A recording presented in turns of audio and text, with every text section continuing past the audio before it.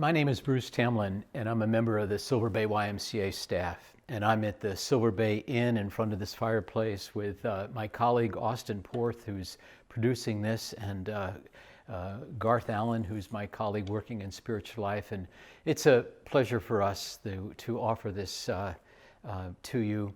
And I also bring greetings from Steve Tam, our CEO, and from all of our staff here at Silver Bay. Many of you maybe have been to Silver Bay. So I want to begin by thanking the staff of the Alliance of New York State YMCAs, including Kyle and Rob and all of their staff, for this opportunity to provide this video series for you.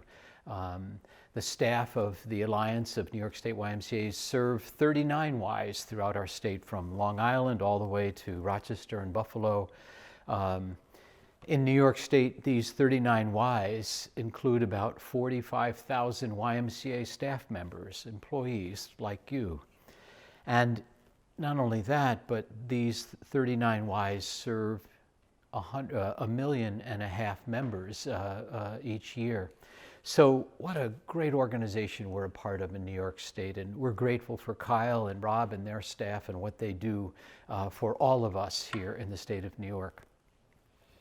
So this is the first of a series of 10 to 15 minute videos designed to support YMCA staff in the state of New York. Kyle and Rob have asked us to put this together, and so again, we're honored to do this.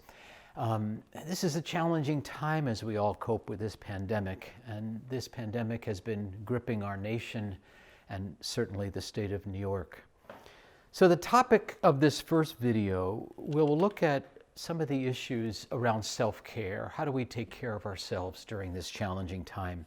How do we support ourselves? How do we take care of those we love, those that are around us during this challenging time? So I'll share about 8 different ideas in this video, and that I hope that they might be helpful for you. But I'm sure you'll have additional ideas that I have not thought of. And please know that just because I share these ideas doesn't mean they're right for you.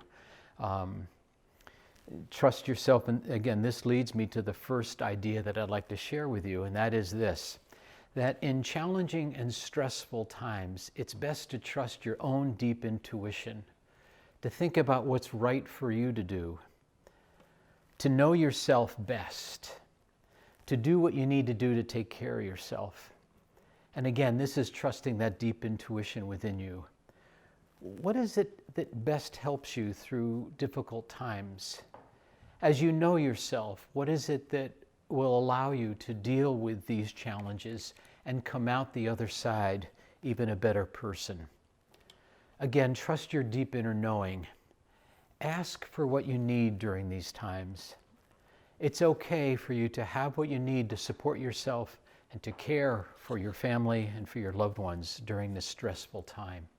So this first idea, trust your deep intuition as to what's right for you. The second part of this one is that to give yourself permission to do what you need to do to take care of yourself. I was talking to a gentleman the other day who was calling, and we were talking about self-care, and he said, you know what he's doing? He loves cars. He loves cars. So he drives to a car dealership. There's nobody around. He's keeping the social distancing in place, but he's loving walking around and look at these new cars at this dealership. That's what really helps him take care of himself. What is it like that helps you take care of yourself?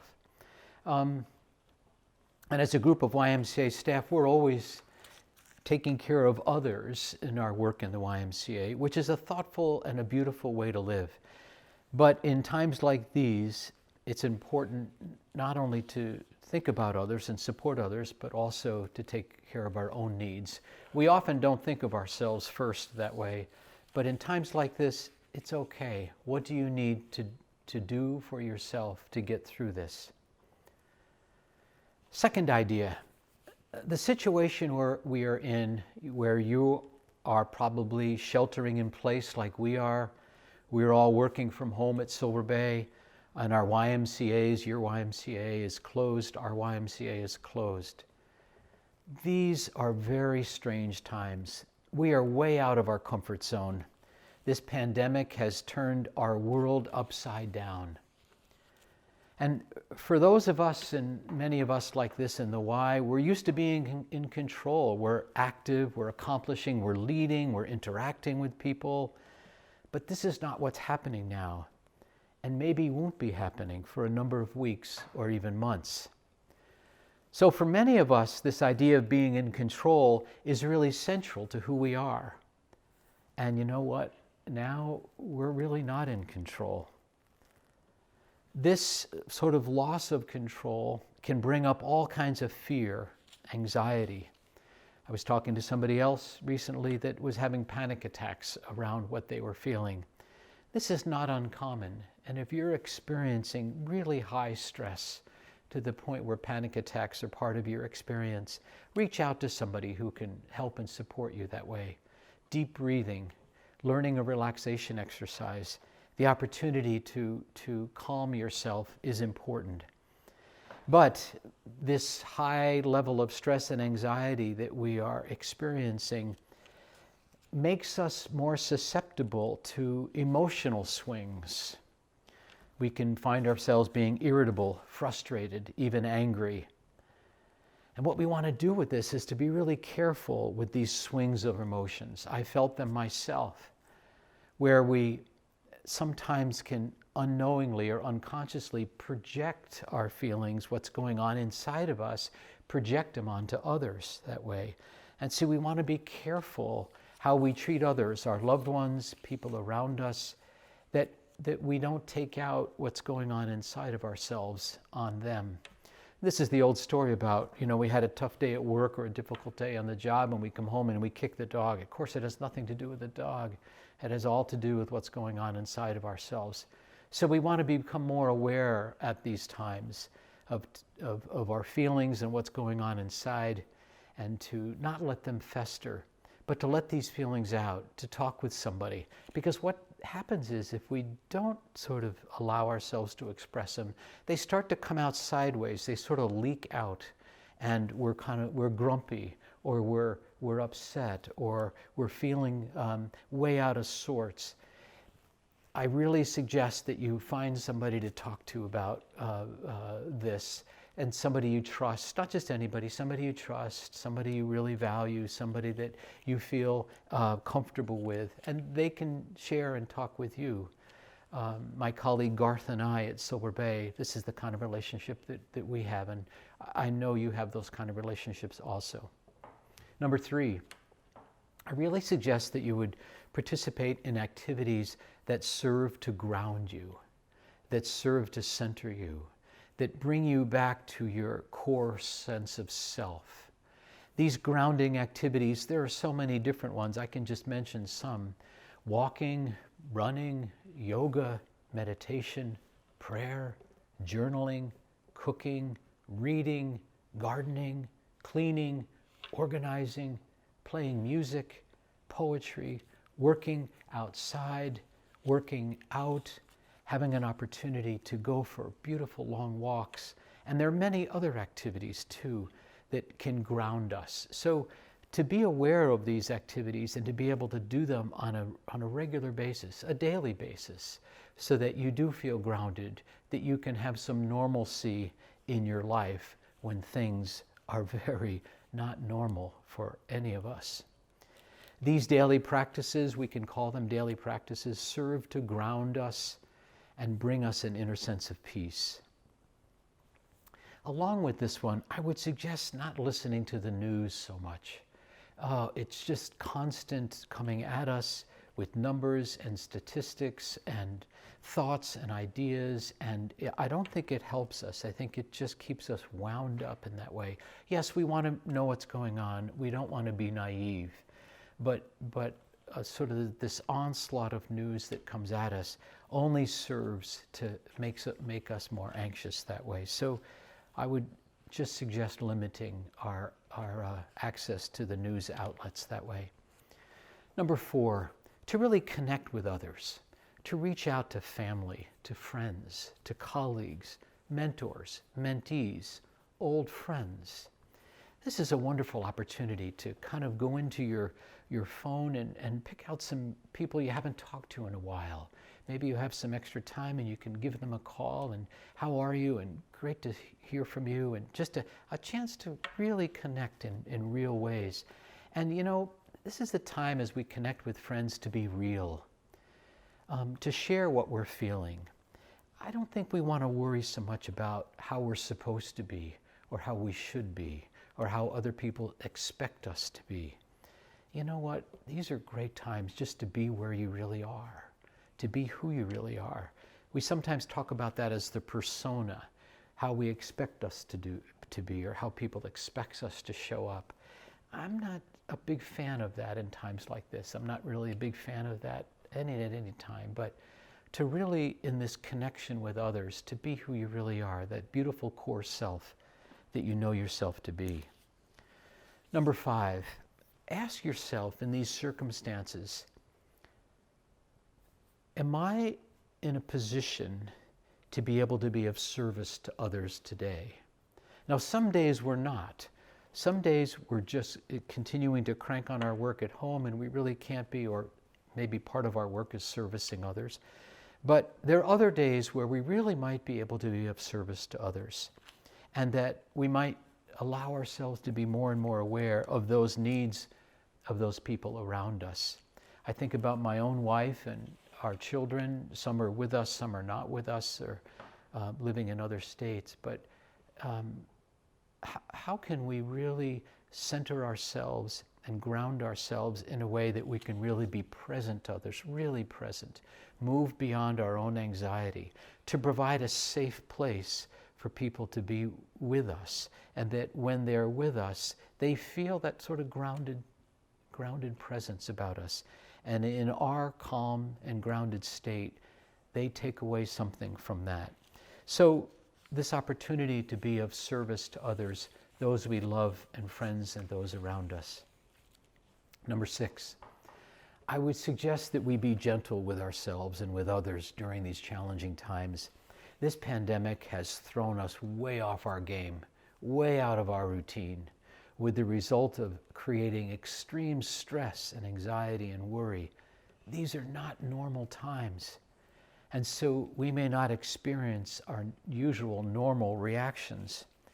If we overreact or maybe act out in ways that are not our best selves, boy, be gentle with yourself. Be understanding. Be forgiving of yourself. And be forgiving of others. Give them the space that they might need to act out in ways that are not their true selves either. So there's this opportunity to really show grace, to show love, to show respect for others and ourselves when we're going through really difficult times. I want to share a little bit more about this one and share an insight that may be helpful for some of you. What I have found in my work prior to becoming the chaplain at Silver Bay, I was 20 years in the sort of healthcare field where I did a lot of therapy and was a therapist. And what we find is that those of us that have had trauma in our past, maybe you in your family of origin and the family you grew up with, there was a lot of abuse or challenges or not a healthy situation, or you experienced some things, you had early losses in your life where you came away from your childhood or your young adult years or in your 20s where you had a lot of trauma. This trauma, some of it is unconscious to it. We're not aware of it anymore. But when we get ourselves into a situation like we are now, where our world has been turned upside down, this trauma can be stirred up. And we find ourselves sort of being in touch with some pretty negative thoughts and pretty challenging things that have been in our past. And so I just say this gently to us, but if you find yourself harking back to something in your life that was really difficult, that this pandemic has stirred up in you, this fear, this crisis has stirred up in you, ask for some help. reach out to somebody that can help you on the phone. You're welcome to call me here at Silver Bay. I know the staff at the Alliance, but you might know some resources in your community that you wouldn't be face to face with them because we're doing social distancing, but you'd have somebody that you could reach out to and explain what's going on, because it is important to be aware of that trauma that can kick in when we go through times like this. Number 7, know that this will pass. This period of time, this crisis we're in, this will pass. And there's hope in that, and we want to hold on to hope. And that hope allows us to know that there'll be a tomorrow, and know that our Ys will open back up, and that we will be back at work, and that we'll return to our routines, and that we'll welcome back members, and we'll even welcome new members. And in the midst of this crisis, it's comforting to know and to remember and to keep in perspective that this too will pass. And we'll again be serving our communities with the life-giving and nourishing programs that we provide through our YMCAs. These are great opportunities that we offer our communities, and they will come back, and we will be back at them. And I know, I know Garth and I and others have talked about this at Silver Bay. We are going to be so grateful for the time when people can come back to Silver Bay. We can already feel it. We will just have a deep sense of gratitude for welcoming people back. Our campus right now is just bare, nobody here. And it has a beauty to it, but it's missing life. And so the gratitude that we will all feel as we welcome people back to our YMCAs will be good for all of us. And of course, we would never want anything like this pandemic to hit our world. Our hearts go out to those who have lost loved ones, and to those who have been laid off, and to those who are struggling to keep life going through this really challenging time. But since this pandemic is here, and this is number 8, since we're confronted with this reality, since we're dealing with this, and this is real, let me pose a question. Where is there an opportunity for you in all of this? What are the opportunities that this crisis provides for each of us? Leonard Cohen, in his song Anthem, has this beautiful line, and the line goes like this: "In everything there's a crack, and that's where the light comes through." Well, this pandemic is a huge crack for our world, for our country, for our state, and for our YMCAs. A horrific, wretched moment in our history. But with it comes opportunity.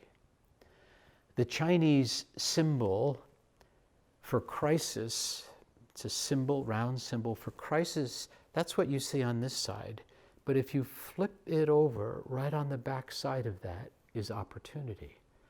And so with this pandemic, there is an opportunity at the global level, at the individual level, at the national level, and at the community level. An opportunity for more light, more insight, more awareness, a greater sense of consciousness, a greater capacity to grow in compassion, to grow in gratitude, to grow in generosity, and to grow more in our capacity to love. And maybe because of this crisis, maybe the countries of the world will learn to cooperate a little more effectively together. Maybe our own country will be able to overcome some of its divisions, the deep divides. And maybe our communities where we serve in our YMCAs will come to more be aware of the need of meeting the needs of all of our neighbors. But what I want to most lift up here is the individual level. Here is the question for you and for me, and maybe for all of us. What are the opportunities this pandemic has presented for us to grow more fully into the women and the men that we've called to be? What are the places this crisis has awakened within me and maybe within you that we need to take a look at if we want to become better fathers, mothers, sisters, brothers, aunts, uncles, YMCA professionals, people of life? Where are the shadow places within me, within us, that I often don't take time to look at, that now, because of this pandemic, I have more of an opportunity to be aware and to take a look at and to address? Maybe you and maybe I. Hopefully we have the courage and the willingness and the commitment to make the most of this very challenging crisis and to look at those places within us where we can become better people. Maybe I need to take a look at the fact that I'm too impatient, or maybe I'm always rushing in my life, or maybe I have some addiction that I really want to handle. Or maybe I have something about communicating that I'm just not doing effectively. Or maybe I'm doing something that's just not serving my body well. There are so many places for us to look. None of us have it all figured out. There are great opportunities for us to grow into even greater and greater people than we already are. All of us are on this path throughout our lifetime of becoming more our truest selves, more the people that we're called to be, moving to understand more fully what it means to love and to be loved. This is the journey of our lives, mine and yours and everybody else's. And in times like this, we have an opportunity to take some steps on this journey, to take some steps that support us, to take some steps that allow us to become the people that we know deep down inside we want to become, to be healthier, to be happier, to be more full of life, to be more joy-filled. This is the opportunity that's in front of us. May each of us make the most of this current opportunity in the midst of all its challenges, in the midst of all of the issues that we're facing. May each of us use this opportunity to grow. I want to close with a poem that was written by Kitty O'Meara. She said this: "And the people stayed home and read books and listened and rested and exercised and made art and played games and learned new ways of being and were still and listened more deeply. Some meditated, some prayed, some danced, some met their shadows, and people began to think differently, and people healed. And in the absence of people living in ignorant, dangerous, mindless, and heartless ways, the earth began to heal. And when the danger passed and the people joined together again, they grieved their losses and made new choices and dreamed new images and created new ways to live and to heal the earth fully as they had been healed." I think Kitty has put her hand on a really beautiful idea that, again, in this opportunity that we have, how do we help heal ourselves, our communities, our YMCAs, our world, this earth? So, again, thank you for the opportunity for us to share these videos with you. The next video, we're working on the next couple of videos. My colleague Garth is doing one, and I'm going to do another one. Garth is doing one on the spiritual dimension of our time and how our faith can help lead us through. And I'll be doing another one on leading in challenging times. So on behalf of the Alliance of YMCAs, of New York State YMCAs, thank you for watching this. May you and your loved ones be well. Goodbye and take care. Thank you now.